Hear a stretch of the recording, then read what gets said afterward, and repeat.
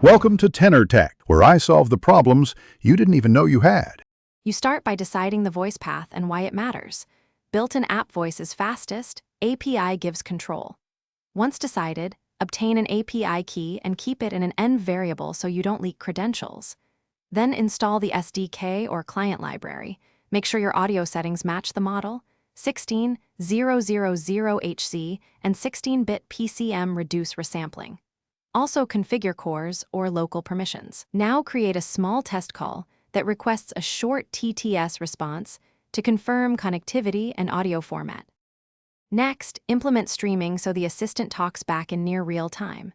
You'll open a WebSocket or use the SDK's streaming endpoint and send audio frames in chunks. This reduces latency and lets you play partial speech. Use SSML or structured prompts to control prosody, pauses, emphasis, and voice selection, because the model follows those cues. On the client, buffer incoming audio chunks, decode them promptly, and feed them to an audio playback queue. Make sure to handle reconnects and token refreshes gracefully. Finish by wiring up the UI and stability layers so the voice experience feels natural.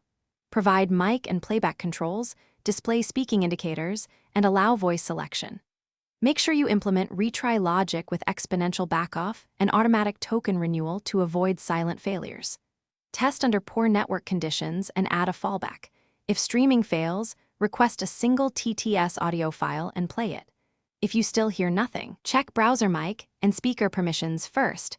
Most problems are permission or cores related. Thanks for watching. Subscribe to keep your life in tune.